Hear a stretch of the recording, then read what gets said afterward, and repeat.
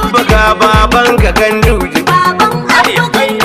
ka bi uban ka kai abba sabon komanda murtala garo murtala sulan garo uban yaro.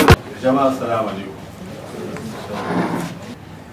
Babu lokaci da zamu faɗi irin abubuwan da zamu yi muke da kuduri a kansu, amma muna tabbatar muku cewa irin gagarumar nasarar da muka samu a jihar Kano za mu ci gaba da ɗorawa a kansa. Daga ƙarshe muna godewa kowa da kowa a jihar Kano, muna godewa malamanmu da suka yi ta addu'a domin a samu zaman lafiya a jihar Kano, muna godewa ma'aikatan gwamnati su ne kirjin biki a wajen gudanar da gwamnati, kuma muna tabbatar musu cewa za mu ci gaba da aiki tare domin wannan jiha tamu a samu ci gaba kwarai da gaske.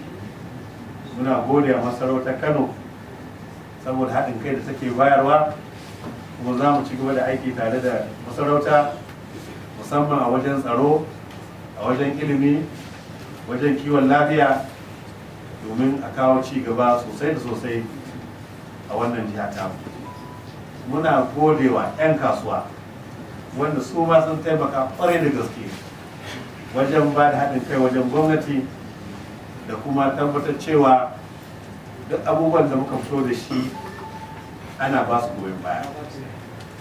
Muna gode wa matasa saboda yunkuri da suka yi musamman wajen wannan zaɓe da aka yi, kuma muna tabbatar musu katafariyar hedikwatar nan ta koyon sana'a wanda nan gaba kaɗan za mu tura injiniyoyi su je ƙasashen turawa a koya musu yadda za su gabatar da wannan aiki. Da sun dawo za mu buɗe wannan hedikwata, kuma shugaban ƙasa ya alkawari zai zo ya buɗe wannan hedikwata saboda koyon sana'a na matasan Kano. Sannan mata muna gode musu kwarai da gaske, za mu ba da muhimmanci wajen ilimin mata, sannan mu ba da muhimmanci wajen koyon sana'ar mata, domin muddin mata ba su yi sana'a ba to akwai sauran rina a kaba. Daga ƙarshe muna gode wa kowa da kowa, muna kuma roƙon kowa da kowa da a zauna lafiya a jihar Kano.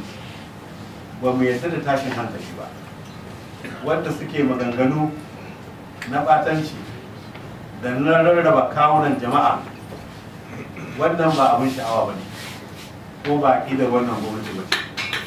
Wannan gwamnati aƙidar mu shine a zauna lafiya, a yi aiki tukuru, a samu ci gaba da ƙarin tattalin arzikin ƙasa, domin jihar Kano a kan wannan matakin aka santa. Son amfani da wannan dama gode wa al'ummar jihar Kano saboda wannan zaɓe da aka yi, kuma yana roƙon 'yan jam'iyyar APC lokacin da suke murna na cin wannan zaɓe kada a kuntata wa mutane, a yi bukukuwa lafiya. Kuma jihar Kano muna roƙon kowa da kowa a zauna lafiya, ba mu yarda da faɗa ba, ba mu yarda da yawo da makami ba, ba mu yarda da zagin kowa ba.